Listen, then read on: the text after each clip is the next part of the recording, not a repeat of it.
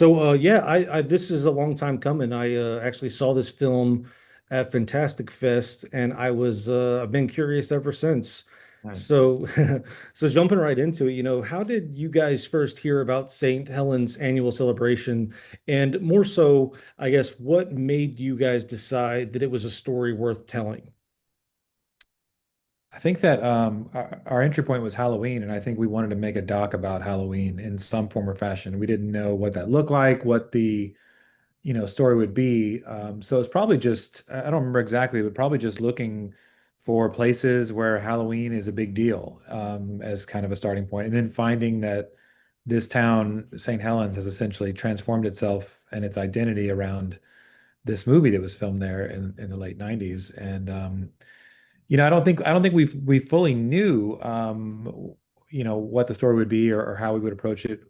But we started reaching out to people, and Brett and I really love to. Yeah, we make lots of different types of films, but in this style, we really like to let the stories of people take us where they will.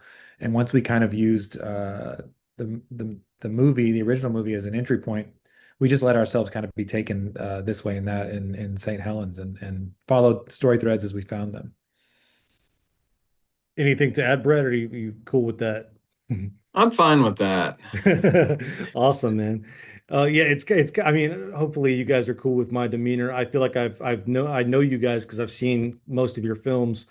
Oh, So, cool. another thing that really struck me with this particular film was it seemed like you guys were very able to earn trust, at least from the viewer's perspective. How did you gain such an intimate access to like so many people's lives? Because I feel like, if someone showed up with a camera crew or like even, just reached out, it's going to take a long time to get to that point.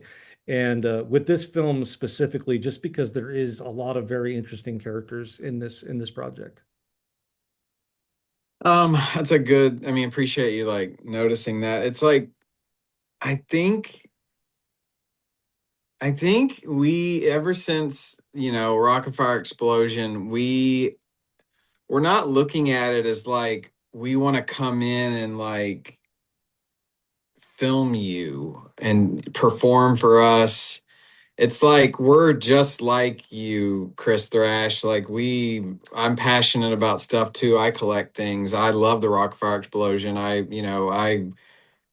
When I saw your videos on YouTube, I was crying, So it's like, um, I think when we talk to people on the phone or just explain what we're doing, I think there's a sense of like, that there's no agenda. We're not trying to do anything except we're so interested in what they're doing. Like, and I think that just a little bit of communication early on goes a long way. And then I think we also encourage people to like watch our stuff and they'll see that, we're never making fun of people. It's like a collaboration. So I think it's it's kind of like it's really that's what you're noticing is super important to us. It's like our main thing is like we're so interested in what they're doing that I think that maybe that just comes across as genuine to them, and it allows us to and it's yeah it's lucky too. I mean, to let people in our there. We've only talked to some people on the phone, we've zoomed with some people, and the first time we meet them we're hanging out a little, but then we film and it feels like they're able to be open, and it's very grateful for that. I'm not sure, besides just trying to be transparent ourselves. Yeah, I mean, I think that that's exactly right. I think like, and we usually get in and start filming, and we film things that they don't immediately understand. Like, why would you want to film this? This is so mundane. This is like such an everyday thing that I do. It's like, well, that's just kind of part of the process. Like we're just going to spend a little time, and then before you know it, things are coming out, and the dialogues are happening, and Brett's in this kind of scenario, this type of film, Brett's usually filming. I'm usually kind of always, you know, communicating with the person and doing sound, and the conversations just start, and they get more and more comfortable as time goes on. But I feel lucky that we've been able to do it pretty quickly with some of these films. But that's another thing. Sorry, it's like it's for a lot of that, it's just me and Brad. Yeah.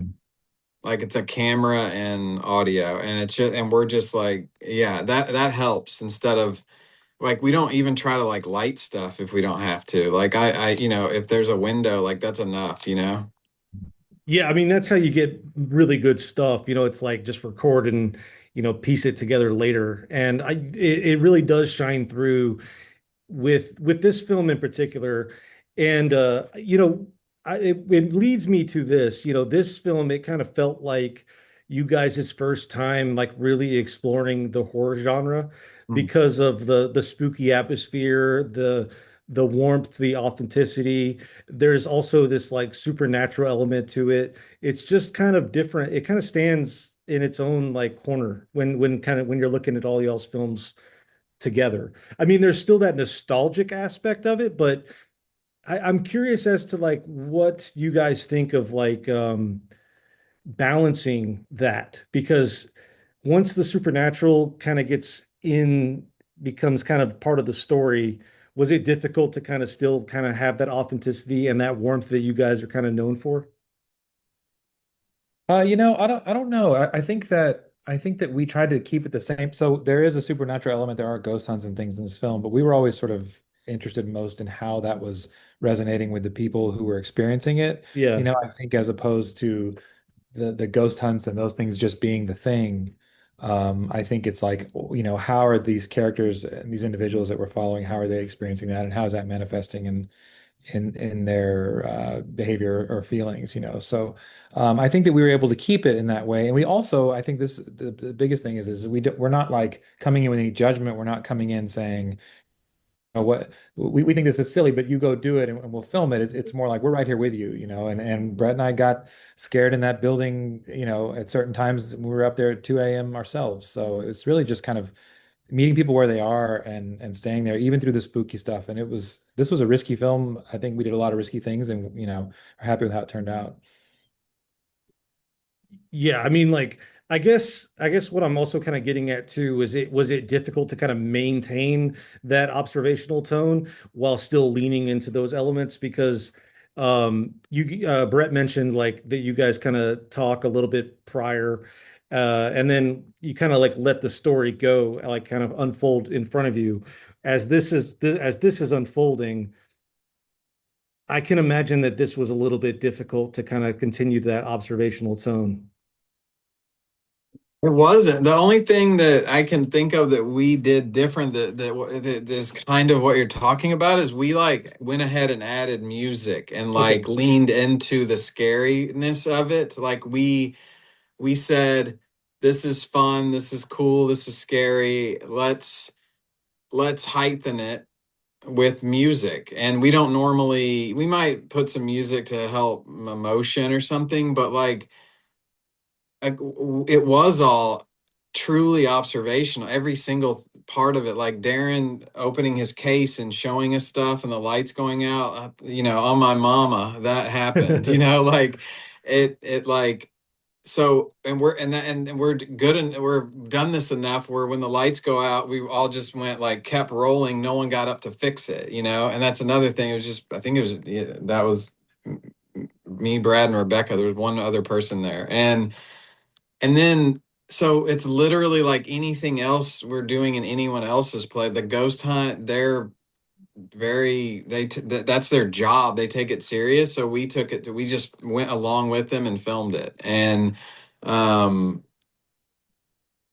yeah, so that like, but the only thing we did different for sure, it was making it more scary, was having fun with the sound and the music and just wanting we want people to put this on at Halloween. There's not a Yeah. lot of Halloween documentaries like American Scream, Hell House. Well, is that a horror movie? Found No, but footage. Is that a it's Halloween movie? well, there's yeah, yeah. But like I we want people we just wanted to make like we like the idea of putting this on during Halloween if you like documentaries and you like human stories and so I don't know. I hope that answer it comes close to answering what you're trying. No, that's definitely true. Sorry Yeah. and then also there were like secure like trail cameras in the Klondike, and we utilize that a little bit too because they're there, and that's another way to kind of take the sort of traditional verite thing that we're doing and kind of inject the balance that you're talking about, I think, you know. But Yeah, like the cameras were there. We just put our own cards in them and made sure they were charged, you know? Yeah. I love to hear it, man. Yeah, I work in production, so like this types of stuff is like really interesting to me, like how you guys get there and just kind of handle or get down to business ultimately. To wrap up, like um you guys in the press release, you mentioned being transformed by your time in St. Helens. Can you talk a little bit about how you guys, felt or like how did you ultimately transform? I think that for me, I'm always struck by, I mean, like if our entry point is we're going to go into a town and find some passionate people and kind of follow them and see what they're doing. I'm always struck in almost every film we make by just how deep that goes. And like in this film, for example, the Queen of Halloweentown, um, and just how deeply how much Halloween meant to her, like on multiple levels. I mean, ways we couldn't have necessarily anticipated. And the same thing with Lori in the town, who is really against Halloween, and she has a lot of sort of complex, difficult reasons for not liking Halloween, and her life has been a journey. And I think just it's with every film. It's like, we think we're going to meet passionate people. We meet interesting, quirky people, funny people, fun people, but there's always a couple who just, I think, strike us by just how deeply they feel for this thing that on the surface maybe feels a little silly to other people or whatever, and that's how I kind of left transformed. What about you, Brad? Um, yeah, I'm not sure, but like, to speak a little more on that, like Sadra, we could have just filmed her performance, you know? We didn't have to go bowling with her or meet her boyfriend or anyone that was in her life. And because we did that, we found out about people in her life that, can love you or hurt you, and how that, everyone's going through something quietly. Yeah. And it just strengthened that idea that, like, we're just listening, with our cameras in a way, and just super fortunate that she was open enough to like let us in her life a little bit. So I just feel so lucky that we were able to like get this amazing performance that she wanted to do, that we happen to like, she happens to be doing it this year. Yeah, we can film it. More time we spent, we go over to her house and then we learn all this stuff, and then we have a payoff, like she does the thing and someone shows up or they don't, in her life. And so it's just like I'm just more like less transformed and more like just always surprised by um human beings that we choose to spend time with, and how, uh, like I said, everyone's just going through stuff, and it's just all beautiful. Yeah, I couldn't agree more. That's kind of what I enjoyed most about this film because, anyone could have taken the easy way out and just done like a retrospect on the town. And I do always appreciate that you guys dig so deep and you get to see the heart of it. Yeah. And yeah, as someone that loves, the Halloweentown franchise and I revisit it every year. When I saw you guys as attached to this project, I knew it was in capable hands. Hmm.